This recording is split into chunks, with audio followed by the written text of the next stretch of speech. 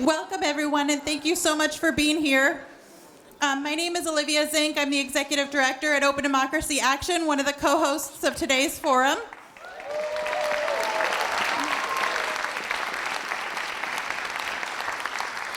This evening's event focuses on democracy reform. We'll cover redistricting, campaign finance, voting rights, and many other democracy reform. I want to remind everyone that this is a nonpartisan event. We've done this with 10 presidential candidates, and I want to welcome to the stage Larry Lessig, Zephyr, Teachout, and Senator Bernie Sanders.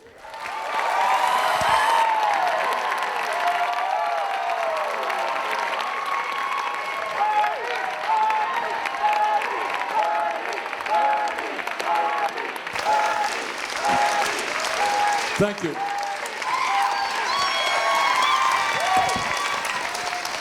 So, my name is Larry Lessig. I'm extraordinarily excited to see so many people here for our 10th Democracy Forum. Our objective tonight is to get as many questions about democracy reform out as we can, and I'm so honored to have my friend in this fight for so many years, Zephyr Teachout, up here.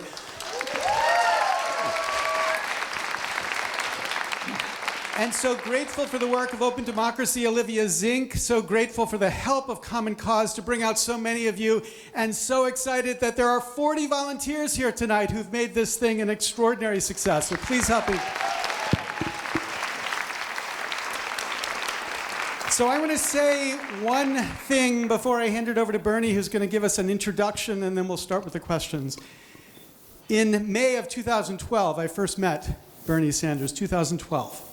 His staff had written me and said, can you come down and give some testimony about something called the open source Dividend project. So the idea was, instead of giving pharmaceutical companies patents, give them a prize if they come up with some great idea.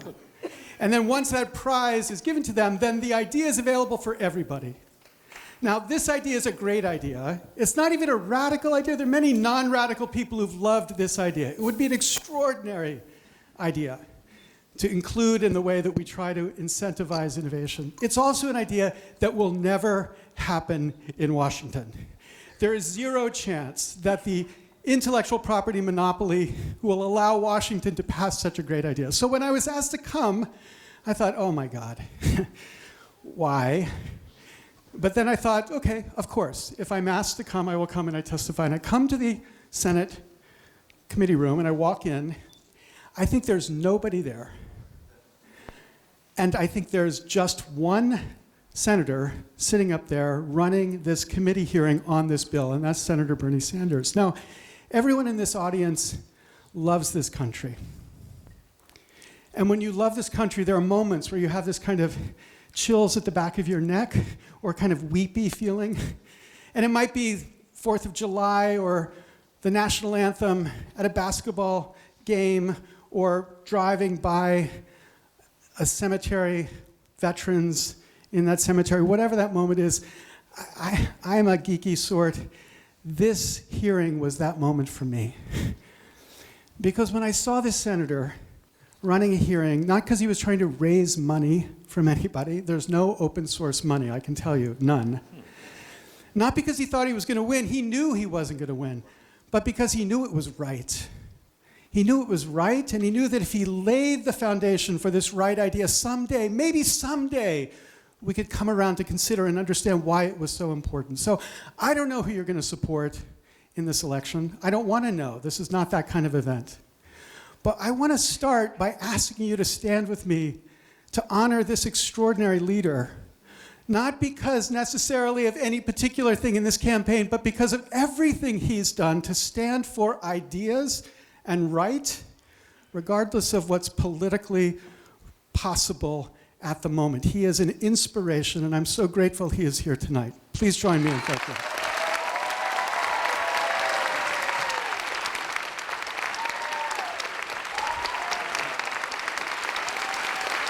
Thank you.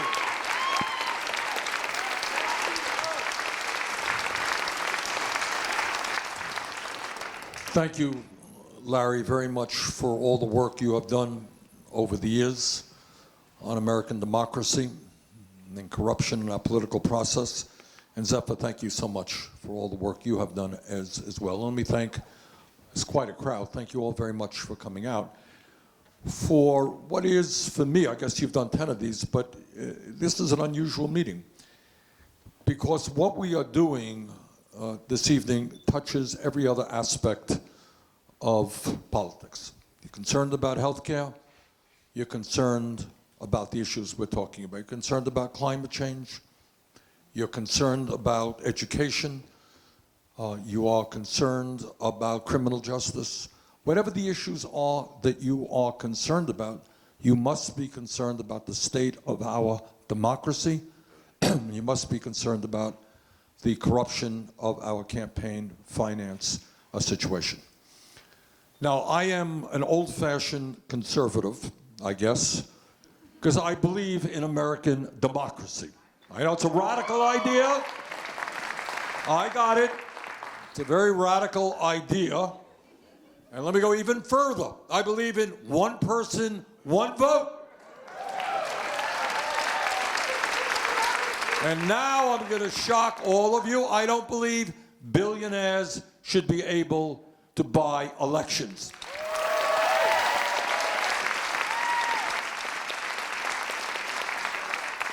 Etc. And what I just want to say, and we'll discuss it as the evening proceeds, is that democracy is in trouble, not just here in the United States. We are seeing, in truth, democracy retreating all over the world. And this is a very, very serious issue. And as President of the United States, I will do my best not only to reinvigorate democracy in this country, but to stand up for democracy and human rights in every country on earth.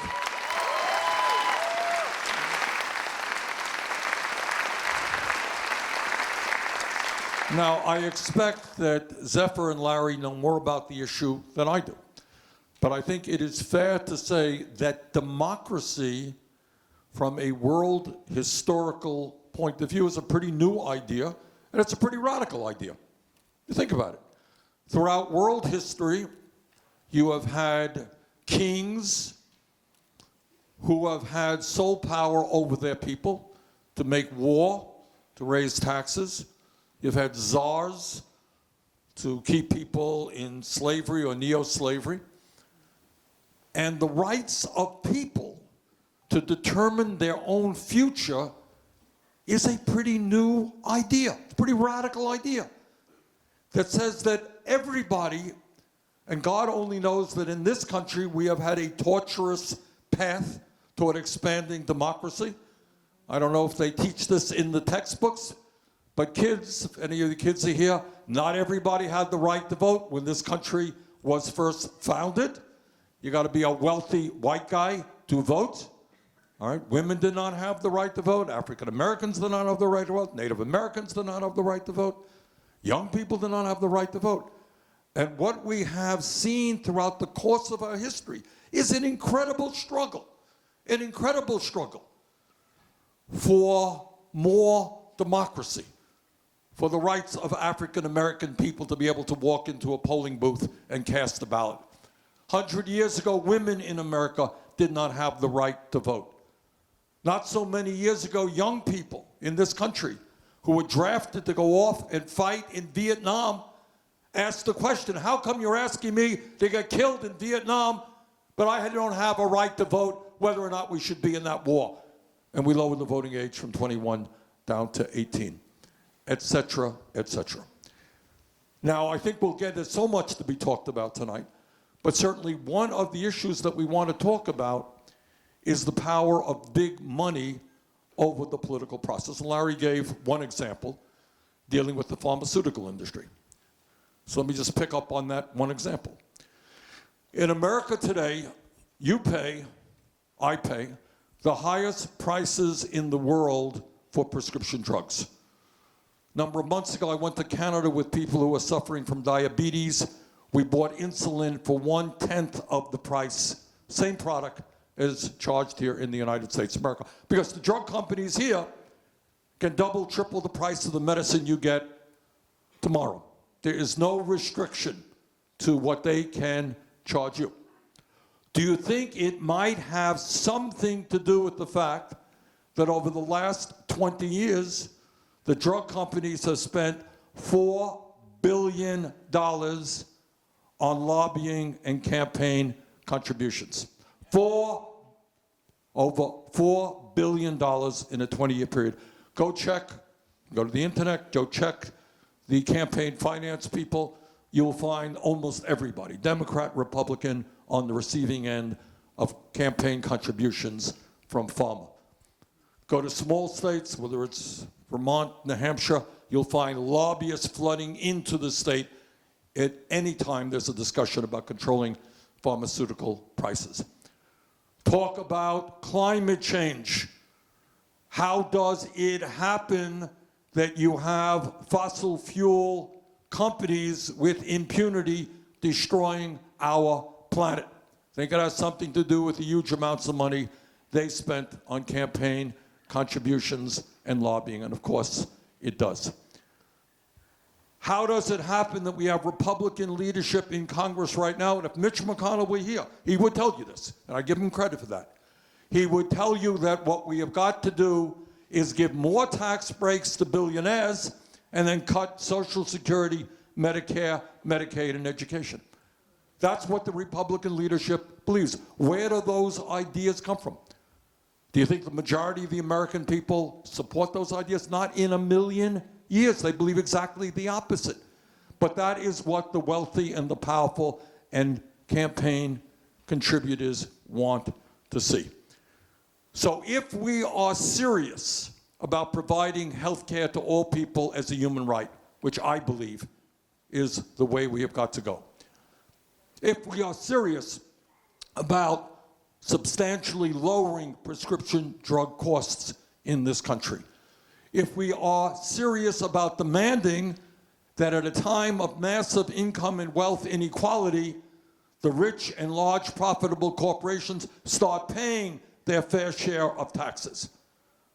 If we are concerned about all of those issues and more, we have got to talk about campaign finance reform. We have got to talk about reinvigorating American democracy. And that means my dream is that in America, not only do we make it easier for people to vote, as opposed to making it harder, I want this country to have the highest voter turnout of any major country on earth, not one of the lowest voter turnouts. That's my dream. Thank you all very much.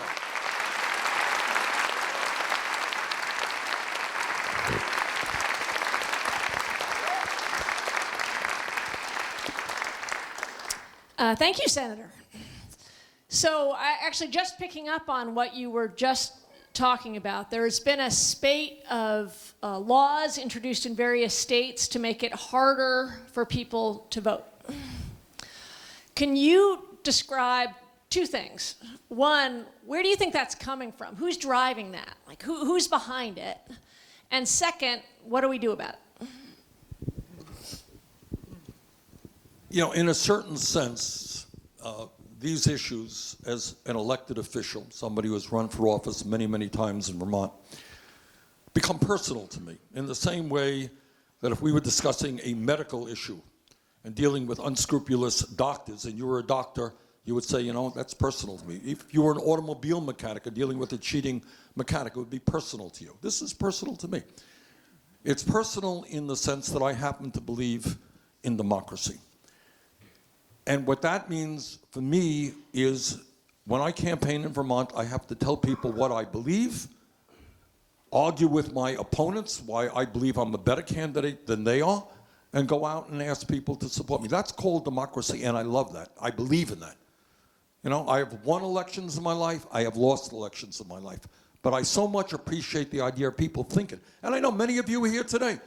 I don't know who you're going to vote for. You're probably listening to me, you've listened to other candidates. You're trying to, you know, get a sense of what candidate you like the best. That's called democracy. That is a beautiful thing. That's a beautiful thing. And yet we have in this country people who are political cowards, who think the only way they can win elections is not based on their ideas, not going out to people and say, vote for me, this is what I believe, or this is why my opponent is wrong. The only way they think they can win elections is to suppress the vote. And they have not been shy in state after state under Republican leadership in trying to do just that, making it harder for people of color to vote, making it harder for poor people in this state, New Hampshire, making it harder for young people to vote, making it harder for Native Americans to vote. And they are doing it because they understand that the agenda that they stand for is not an agenda that the majority of the people support. If you support giving tax breaks to billionaires and cutting education and health care and Social Security and Medicare and Medicaid, you know what? That is not something that people are going to vote for. So you win elections by making it harder for those people to vote. And it's not only harder. I remember, you know, there are elections in this country where you got to wait hours on hours to vote. You got to wait 5 hours at a polling place. In Arizona, people waited 7 hours to cast the vote. And it's not an accident there are a few polling places in African-American communities and in poor people's communities. So this is not an accident. Recently, as you know, in the last couple of weeks, we have seen in Wisconsin and in Georgia, I believe, hundreds of thousands of people thrown off the voter lists. And ostensibly it's because, well, they're trying to save money or something, some other gibberish out there. But everybody knows what's going on.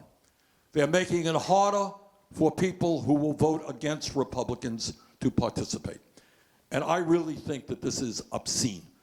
And I believe from the bottom of my heart, as somebody who has won elections and I've lost elections, I can deal with losing an election. But I will never sit around trying to think, oh, I got to keep you from voting because you might vote against me. If I can't win an election on my ideas, then I should get the hell out of politics.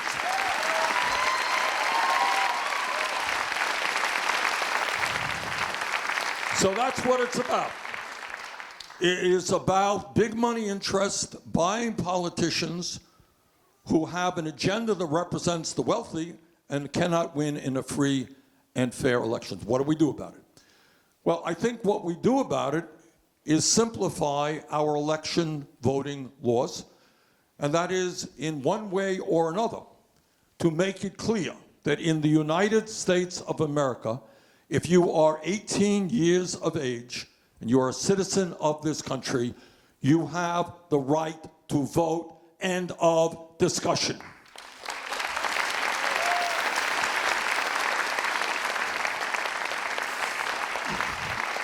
So one issue that you've raised and a number of candidates have raised is this bizarre institution called the Electoral College, which every once in a while, seems more frequently, produces the anomalous result of the loser becoming the winner.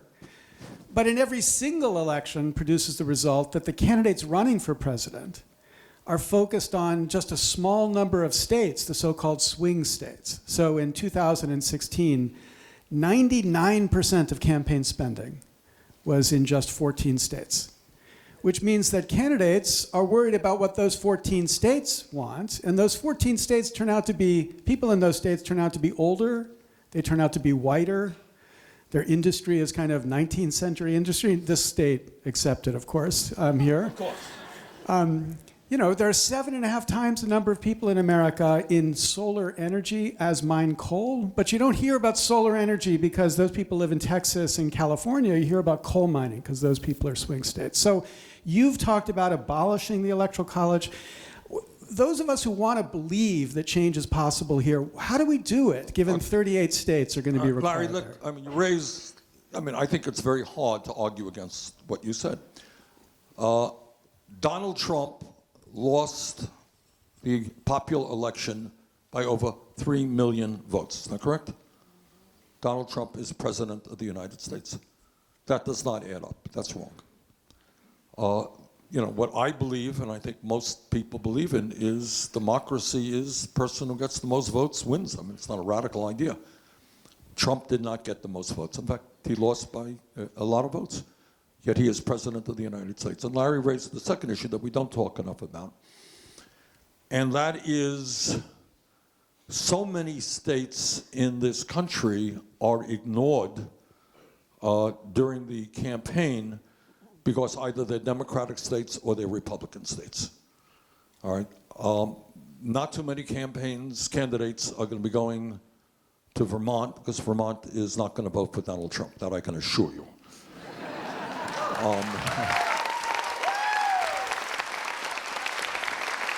And I'm increasingly convinced, by the way, that New Hampshire is not going to vote for Trump either. All right. On the other hand, it is very unlikely that Wyoming or South Dakota is going to be voting for a Democratic candidate. So what that means, as you indicated, during campaigns, people go to those states where they have a chance to win. And whatever the number is, 12, 13, 15, whatever it may be, the so-called battleground states. And the point that Larry just made is then that distorts the campaign in the sense that the issues of many, many states that are either Democratic or Republican are not going to get a full hearing. All right? California is the largest state in this country. It is not going to vote for Trump. My guess is there'll be very little campaigning during the general election. Okay? Largest state in America. And their needs, which are many, are not going to be heard by the candidates. So I think that clearly what we have got to do is end a system which allows a candidate who gets a minority of votes to become president, and a system which ignores the needs of over 30 states in this country. And we can talk about how we go from there, because as you've indicated, it is in the interest of some to maintain the system. And there are a lot of ideas that are out there right now, and which will move us in that direction. But count me on board as saying that it is increasingly difficult to defend a system which allows a minority, a guy who got a minority vote, to become president.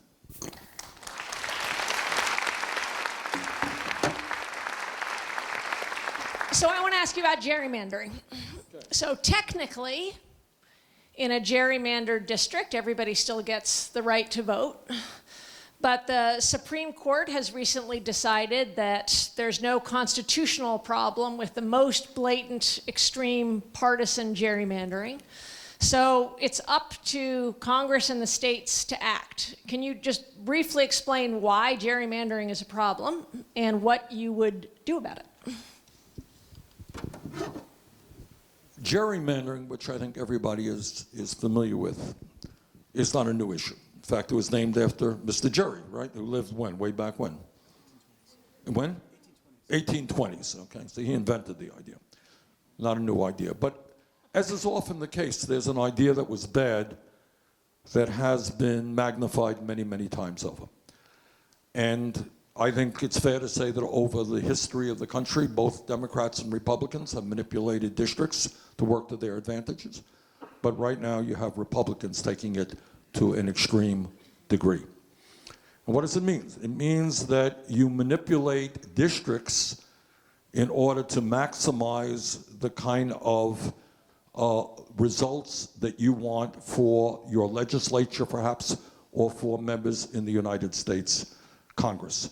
So you carve up, you may in some states create a district which is overwhelmingly African American, which is going to vote Democratic, and the Democratic candidate will get 80, 90% of the vote, rather than have a more natural district where maybe the African American vote is 50 or 60%.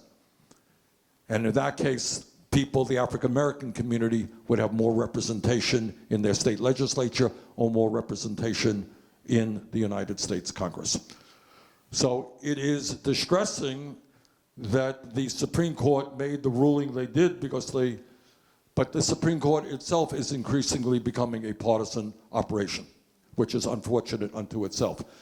So I think what you're beginning to see, and I suppose the solution will rest in honest people saying, look, here is a district. You don't have a long, long, skinny district that excludes this group of people, that excludes this group of people.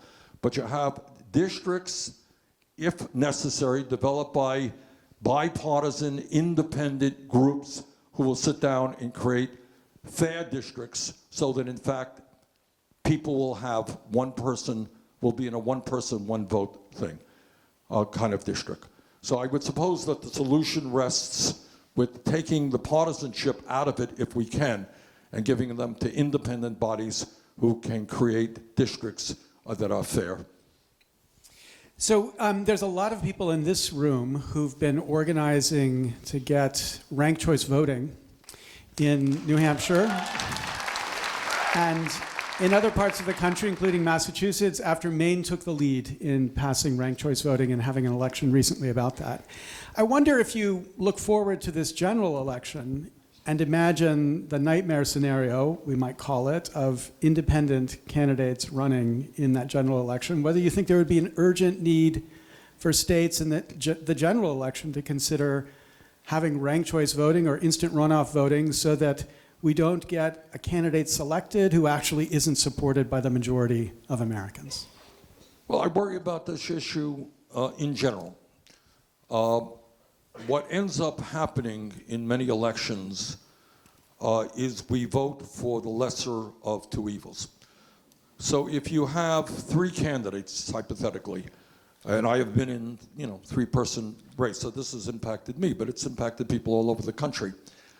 And you like this person the most, but polling tells you that that person is only going to get 10 or 15%, and you really hate that person, so you're going to vote for the third person you don't particularly like, right? Well, I think that kind of disenfranchises you a bit. And I think you should have the right to vote for the candidate you believe in, even if the polling suggests that he or she is at 10 or 15%.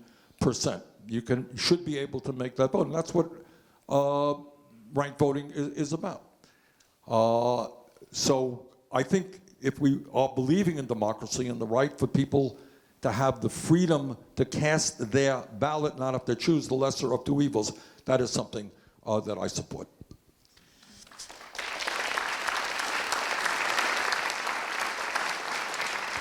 So, Senator, we started talking about the pharmaceutical industry and the $4 billion. And under the current campaign finance system, how the majority of Congress members and senators are taking money from Big Pharma. So we want to imagine what the alternative looks like. You have supported democracy vouchers, and I would love to hear you explain why you support that, and you've supported publicly financed elections with matching funds. So can you describe why you support those and what this alternative vision looks like? So let's look at the current situation, then we'll look, as Zephyr suggests, at the alternative. Current situation. All of you who are billionaires, and I'm sure there are many of you in the room, but we have a case history right now in front of us. And I don't mean to beat up on Mr. Bloomberg in particular, but no, I don't. But it is the arrogance of somebody who say, I'm worth $55 billion. And what does it matter to me? I'm going to spend $1 billion. That's nothing. It's nothing for me. I'll probably have more. I'll have made more than I spent at the end of the campaign. And I think it would be cool to run for president of the United States. And what is $1 billion? So right now, I think he's been in the race for 3 or 4 weeks. He's spent hundreds of millions of dollars already on campaign ads. In fact, the 2 billionaires in the race, I believe, have spent more than all of the other candidates combined. And we're spending money here in New Hampshire on TV, but ain't like what Mr. Bloomberg is doing, that's for sure. All right, so you got that issue right now that in America, some of you who have studied issues, who feel passionately about issues, who think that you would be a good elected official, it has never in a million years occurred to you that you could run for office because you know that to run for president of the United States or the governor or whatever it may be, it costs a lot of money, and you don't have a lot of money. So unlike Mr. Bloomberg or other billionaires, it never occurs to you that you should run for office, despite the fact you might be an excellent candidate and an excellent elected official. But it's not only running for office. You got billionaires. Koch brothers were the best example of it, but not the only example, who would be spending as billionaires hundreds of millions of dollars. Imagine one family or a handful of people spending hundreds of millions of dollars. What these guys do is they sit in a room and say, okay, we're going to put money into this West Virginia race. We're going to put money into this Massachusetts race, put money into this district in California. They sit around the table. They don't know who the candidates are, but they are determined to represent candidates to elect candidates who will represent the wealthy and the powerful. That is, again, an obscene violation of, in my view, democratic principles. All right, so what you got is a system in which many, not all, but many elected officials are dependent upon their campaign contributors. Now, what candidates will tell you is, oh yes, I go to wealthy people's homes and I raise huge sums of money. Doesn't impact me. Oh, I have a super PAC and billionaires are putting in money that is unaccountable. Doesn't impact me. Sure it doesn't. Why do you think billionaires and the wealthy make campaign contributors? They may be greedy, but they are not stupid. And they understand that when they invest, it is an investment. You're a business, you put money, you do TV ads, you hire good people, you do all the things you do. You are hiring your elected officials. So anybody who tells you that they're busy, while they're busy raising money from the wealthy and the powerful and CEOs of large corporations, it doesn't impact you. They are not telling you the truth. Of course it impacts you. Everybody knows that. All right, so how do we deal with that? How do we deal with it? Well, above and beyond making all the political changes that we have to make, making sure that everybody 18 years of age can vote without impediment, making sure that we end this obscene and extreme gerrymandering that goes on, we need real campaign finance reform. And as Zephyr mentioned earlier, the obvious first step is to overturn this disastrous Citizens United Supreme Court decision.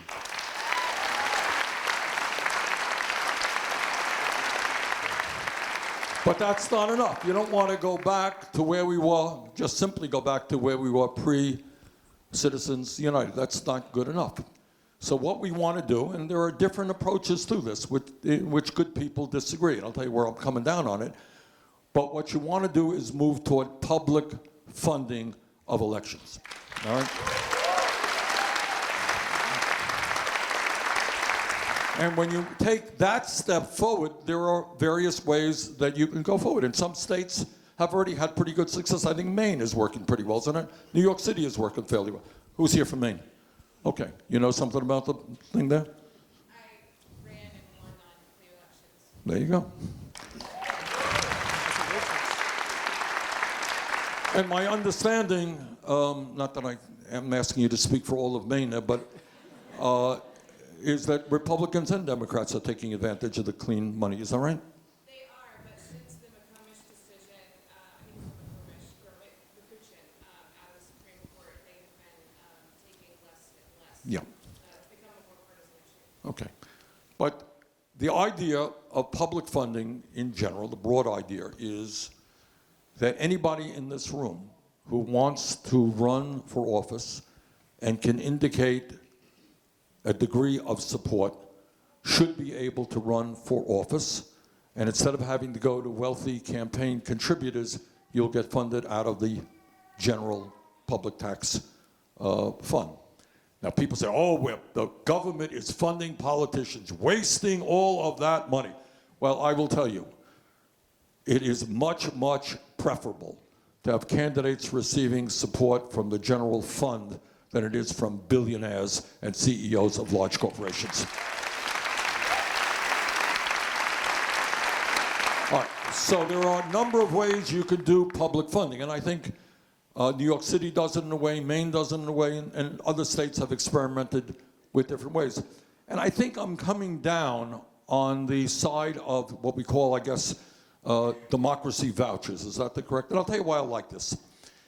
And what it says is that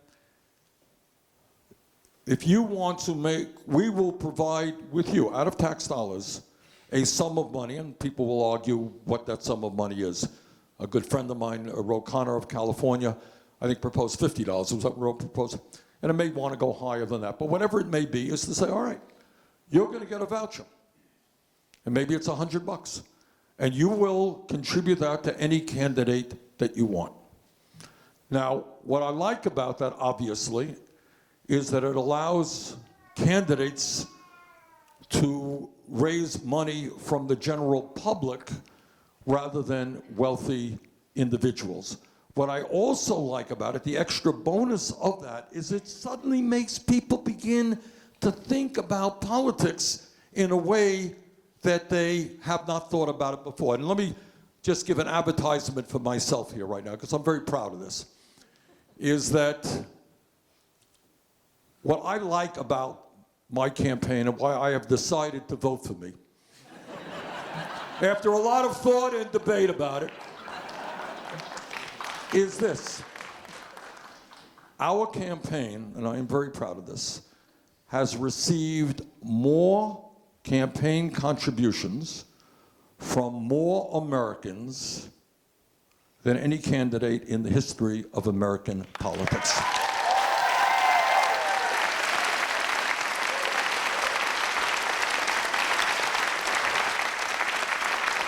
I believe, I am not 100% sure, but I believe that within the next few days, we will have received 5 million contributions from well over 1 million people, probably closing in 1.3, 1.4 million people.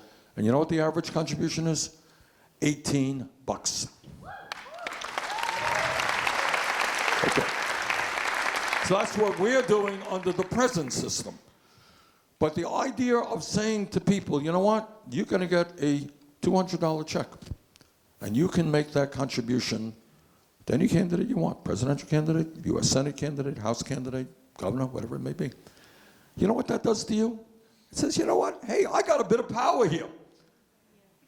I got to better start studying whether I like candidate X or candidate Y. Who's going to represent my interest best? Because I'm going to make a $50 contribution to that candidate. So I think that's an exciting idea. I think it's one approach toward revitalizing American democracy and breaking our dependence on billionaires and the wealthy dominating the political process.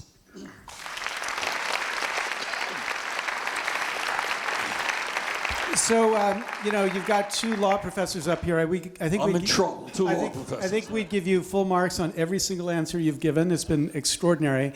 I'm going to ask one more question, then we're going to take a bunch of questions. We've got 5,000 questions from the audience, so we're going to go through those. But here's the question. If Nancy Pelosi were here, and she listened to the issues we just went through, she would say, wait a minute, this is reminding me of something. There was a bill passed by the House of Representatives this year, H.R. 1, the most ambitious reform package passed by the House since the Voting Rights Act of 1965. It sits in the well of the United States Senate now because, of course, the majority leader will not bring it up. But what was significant about H.R. 1, it included every one of the reforms we were talking about except the Electoral College. And it is fundamental reform. I think it gets us 80% to where we want to go. I support vouchers, and vouchers should be in there too, so I think we could improve it. But just as important as the fundamental reform is the fact that it was H.R. 1.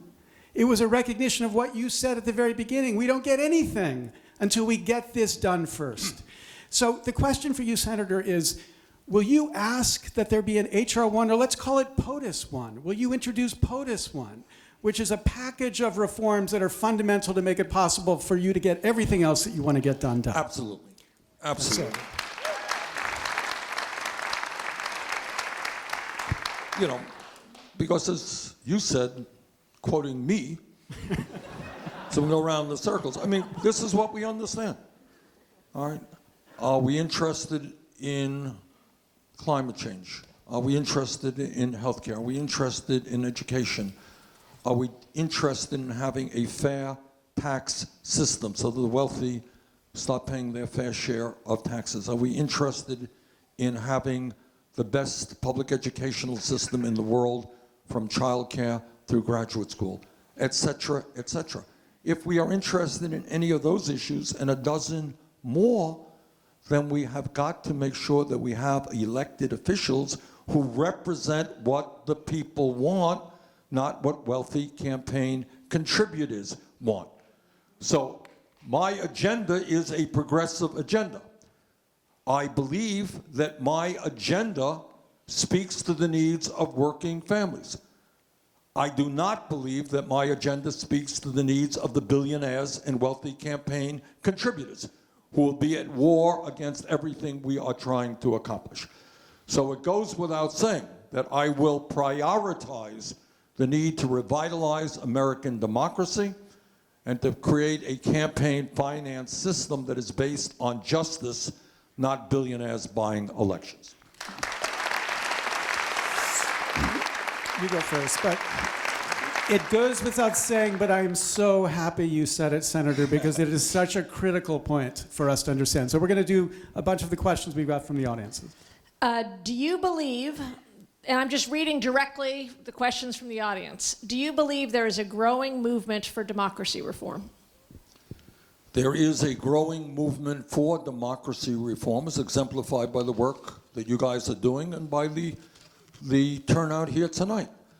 But what I will also say is there is a growing movement against democracy in this country and around the world. Okay, so I have to give a background before this question gets asked. On this table, there's a book titled Granny D, American Century. I'm sure, Bernie, you met Granny D. Granny D was a woman that many of you knew. At the age of 88, she started a walk from California to Washington, D.C. She arrived at the age of 90 across the country. She had on her chest a sign that said Campaign Finance Reform. And we've, Open Democracy and New Hampshire Rebellion, have replicated those walks here in New Hampshire. We've actually walked from the top of New Hampshire to the bottom in the middle of January, twice, to celebrate what Granny D was trying to do. So here's the question. Would you fix it first? Would you join a walk for an open democracy event to raise awareness for the need for campaign finance reform? You don't have to walk the whole state in the month of January, but... Well, as President of the United States, I probably have a better chance to do than this walking, but I would be happy to walk as well.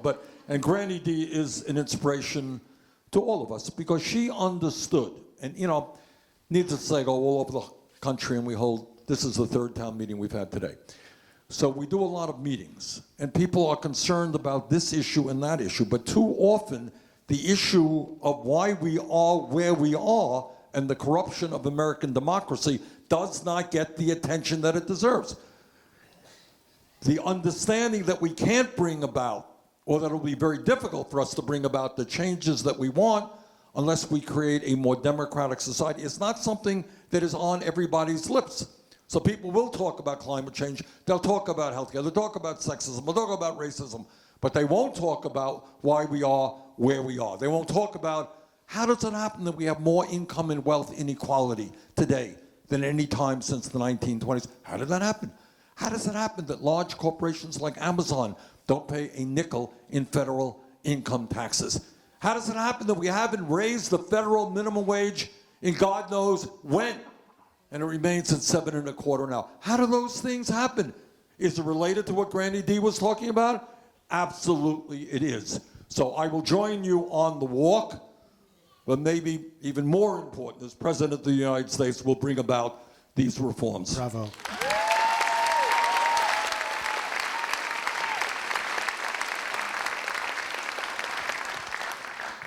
This person asks, what will you do to reach 80% turnout? Well, first of all, we will hold it out as a goal. You don't hear Trump talking about voter turnout, do you? You don't hear Republicans saying, gee, I'm a little bit embarrassed that here in our great democracy we have one of the lowest voter turnouts of any major country on earth. Is that right? Europe, depending on the election, they got what, 70, 75%, 80? What do we got, less than 60? Okay. So I think, because I'm a competitive guy, I want our country to do the best in the whole world. All right, I want us to have the highest voter turnout in the world. So first of all, you establish that as a goal. And then the next question, how do you get there? Well, one way you get there is you sure as hell end voter suppression in this country. And, you know, there are ways, and I'm not an expert on this, and I would look to these guys for advice and many other people, that, you know, you can almost move, I think, to automatic voter registration. You're 18 years of age, you're registered to vote. What's so hard about that?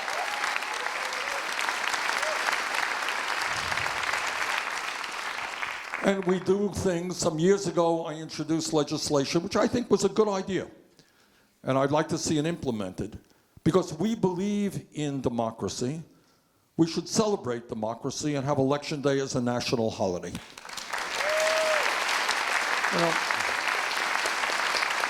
and when you think about impediments to people voting, there are many states where you don't have early voting. And you have polling places closing literally at sometimes, what, 6, 7 o'clock? Is that? So you go to work. I'm a worker, I got to travel an hour to work. That's not so unusual. And I'm working till 5, 5:30, and what do I got to do? Cut out of work to go vote? Maybe I miss voting. So in a variety of ways, by extending voting hours, by having a national holiday, so you have all day. And imagine that. People will be thinking and talking, oh, who are you going to vote for? Why are you voting for that person? And we go out and we have all data to take the day off and to vote for the candidate we choose. Certainly we are seeing experiments in Oregon and Washington State with using mail. I mean, bottom line is we can figure out how we make it easier for people to vote. And we're making some progress in that. But the bottom line is, let us encourage people to vote. Let us use our schools to make sure that kids understand the importance of democracy and why they should be participating in the political process. Let's do all of those things. And if we do it, you know what? Reaching 80% is absolutely doable.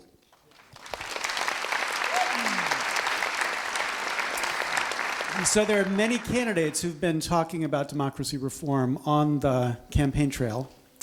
And a couple during the debates who've been willing to raise it and push it forward. Andrew Yang was the first of our candidates on this stage who spoke out and said he would support democracy vouchers as well. This question is, will you continue to talk about public financing on the debate stage so that the public beyond this public begins to understand it? Well, I talk about public financing in almost every event that we do. And very often people go, why don't you talk about it, this issue or that issue on the debate stage? Well, you got, 45 seconds to give your spiel. But it is an issue I will keep in the back of my mind and try to talk about it. Because, again, it impacts every other issue that we face. So I think this question goes to a Supreme Court decision from 1976, Buckley versus Vallejo. The question is, will you campaign for a constitutional amendment to overturn the idea that money is speech? Absolutely. All right. And Buckley Vallejo started, that was the predecessor. I'm talking to two law professors here, so I have to be careful. But that was the decision that laid the groundwork for Citizens United, right? And that's it. The argument of Mitch McConnell, who was one of the major proponents of Citizens United, and the other said, look, it's my money. And I want to go out and buy a house. Don't tell me I can't. I want to go out and buy a can of peas. Don't tell me I can't do that. I want to go out and buy an election. Don't tell me I can't do that. Well, we're here to say you can't do that. All right, that democracy is not for sale, cannot be for sale. And when Buckley Vallejo said, it's my money, and I'm a billionaire, right? Correct me if I'm wrong, and I want to run for election. Citizens United broadened that and said that it's my money, I will spend as much as I want supporting other candidates. I think both of those ideas are bad, and I think certainly we need a constitutional amendment to make certain that billionaires do not buy elections. So 2016, you witnessed the devastating effects of millions of voters being shut out of primary elections, in large part due to closed primaries in other states. Do you believe that primaries should be open to independent voters, as it is in New Hampshire? Yes. Okay. I mean, I think, and we're dealing with this issue, every state has their own business, and Zephyr, for example, knows New York state law, right? Where, unbelievable. Correct me if I'm wrong here, but we went through this. If you are, look, there are a lot of people, for a lot of reasons, who decide not to register as a Democrat or Republican, right? They register as an independent or no political preference, whatever it may be.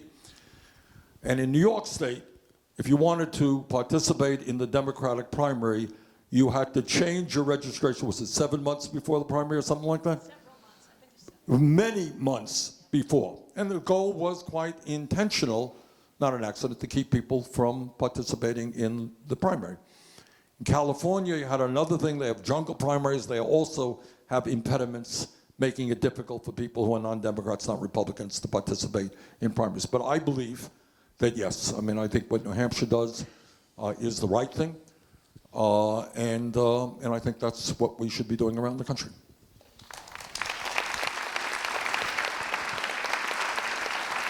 Well, I've got a lot of great questions here, and there were several on gerrymandering, which you already addressed. This one is about the military budget. We just passed a $738 billion military budget. Do lobbyists for the military-industrial complex and their donations distort the democratic process? That's an issue we don't talk about very much, because sad to say, hasn't always been the case, but has been in recent years. It's kind of a bipartisan issue. I am proud to tell you that I am the only presidential candidate who is a senator who has voted against all of Trump's military budgets. All right?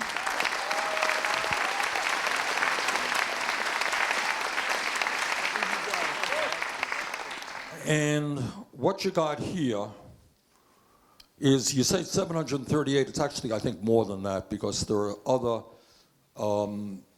agencies and funding sources that are really military that are not necessarily part of the Pentagon budget. What you have is, again, when you talk about a corrupt political process, you're talking about former generals and admirals who suddenly appear on the board of directors of the major military contractors in this country. It's a revolving door, big time in the military. And here's the other thing that you don't hear much about. We did some work on this. Is the Pentagon is the only budget that has not successfully gone through an independent audit. So it is by far the largest budget, and yet it has not been independently audited because it is so very complicated. There is enormous waste in the military budget, enormous waste. There are cost overruns, there is price fixing, there is corruption. But that is an issue we don't talk about a whole lot, because if you vote against the defense budget, then people are worried about a 30-second ad which will say you're not prepared to defend America, you're weak on defense, and people are afraid of that.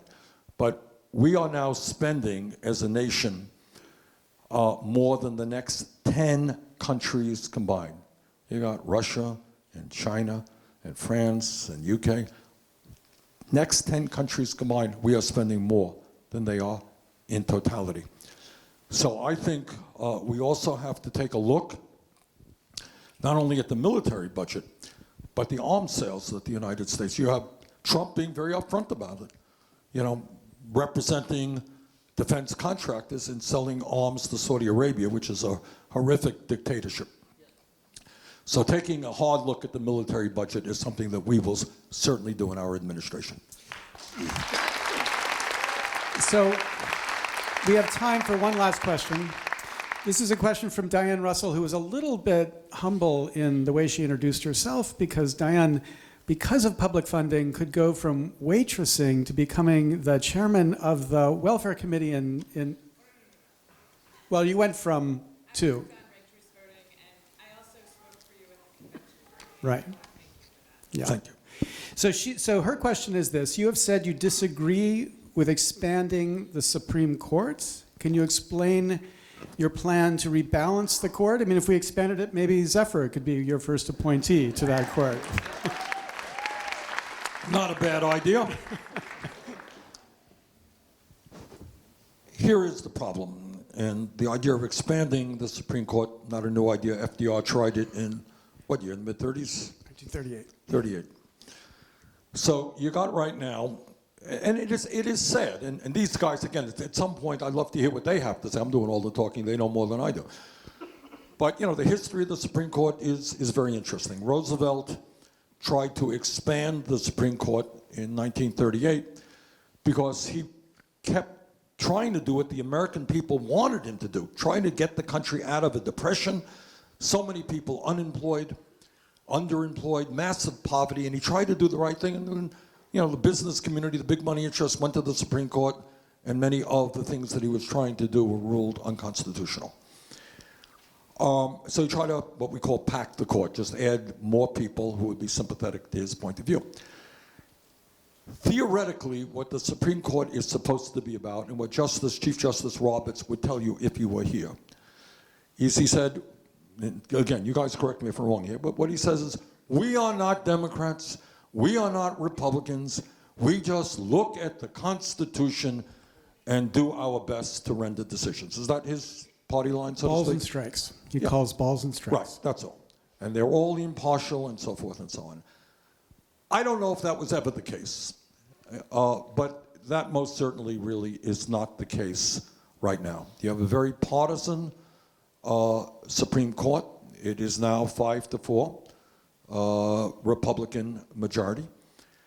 And Trump, as an example, and he's certainly not the only one, looked to the Federalist Society for his list of potential nominees. And the Federalist Society is a well-funded, a right-wing, a Republican organization who has submitted names not only for the Supreme Court, but for lower courts as well. People who are almost always anti a woman's right to control her own body, anti-worker, anti-environment. Am I correct in saying that? All right, that's who they are. But the idea of packing the court like Roosevelt tried to do in 1938 is not something I support. Because if I'm elected president, you got 5-4 Republicans, so to speak, and I give you 2 more progressives, makes it 6-5, you know, 10 years later or whatever, the guy who comes, or the woman who comes after me, they're gonna pack it. They're gonna pack it again.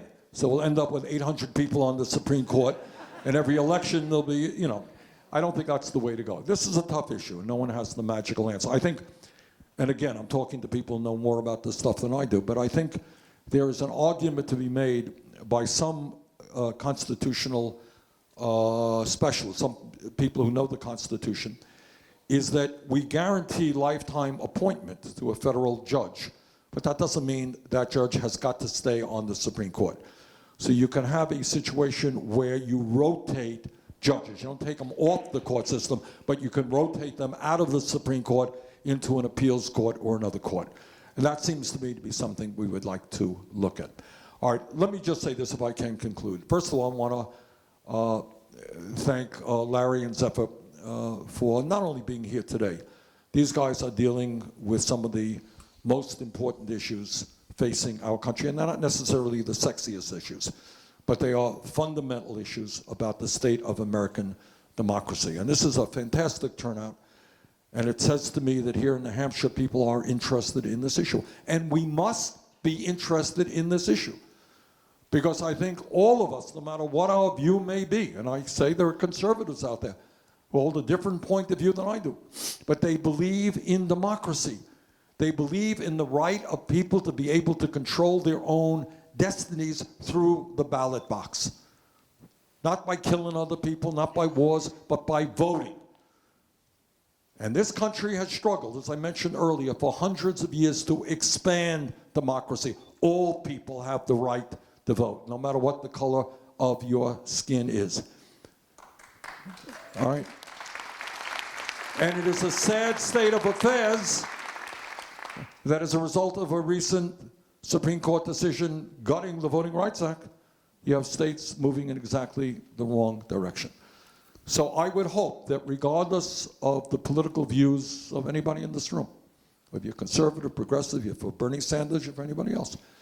All right, let us go forward with the noble task of revitalizing American democracy, creating a system of one person, one vote, not big money buying elections, and going forward so that we can proudly show the rest of the world what real democracy is about by having the highest voter turnout rate of any country on earth. Thank you all very much.